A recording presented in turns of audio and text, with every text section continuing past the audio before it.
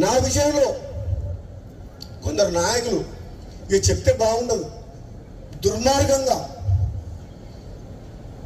ధర్మరాజులాగా ఉండాల్సిన జానారెడ్డి గారు కూడా మహాభారతంలో ధృతరాష్ట్రం పాత్ర పోషిస్తాడు. నాకైతే బాధ అనిపిస్తుంది.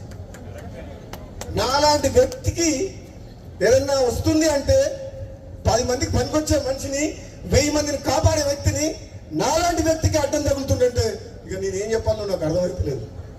అందుకని ఇంతకంటే ఎక్కువ చెప్పలేదు. ఇప్పటికే చెప్పదలుచుకుని చెప్పిన మనసులో ఉన్నది చెప్పినా లేదా? మరి నన్ను చూస్తే భయపడుతున్నారు అందరూ. నేను వస్తున్నట్టు బామ్మోడు వస్తే ఏం చేస్తాడో ఆయన మా మాట వింటాడో వినడో అనుకుంటున్నా. ఎంతమంది అధిష్టానమేమో ఇస్తా అంటుంది.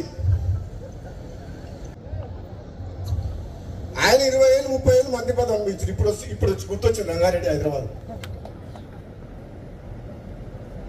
ఏ మంత్రి పార్లమెంట్ సభ్యుని గెలిపించారు? చాలా మంది మంత్రులు తెలంగాణలో పార్లమెంట్ కు ఇన్ఛార్జ్ పెట్టిన మంత్రిని. కానీ భువనగిరి పార్లమెంట్ కు మంత్రి ఇన్ఛార్జ్ రాలే, ఒక ఎమ్మెల్యేగా ఇన్ఛార్జ్ పెట్టింది కాంగ్రెస్ పార్టీ.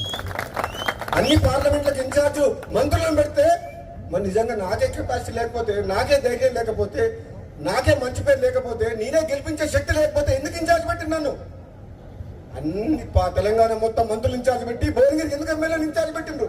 అంటే గెలిపించే సత్తా ఉంది, ప్రజల్లోకి పోతాడనే కదా. మరి ఇచ్చిన మాట నిలబెట్టుకునే బాధ్యత ఎవరిది? మీరు ఇన్ఛార్జ్ పెడితే గెలిపించి ఇచ్చినావా లేదా సీటు? ఎవరిచ్చిండ్రు? ఆదిలాబాద్ గెలిచిందా?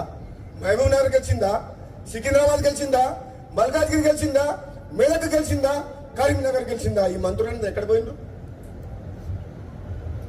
మరి ఎక్కడ?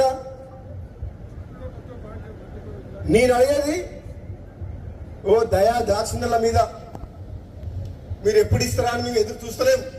నిజంగా పార్టీ బతకాలంటే, ప్రభుత్వంకి మంచి పేరు తేవాలంటే, నిజాయితీగా సమర్థవంతంగా ప్రజల కోసం, పార్టీ కోసం, ప్రభుత్వం మంచి పేరు తీసుకొచ్చే వ్యక్తులకే ఇవ్వాలి అని చెప్పి అంటున్నాం.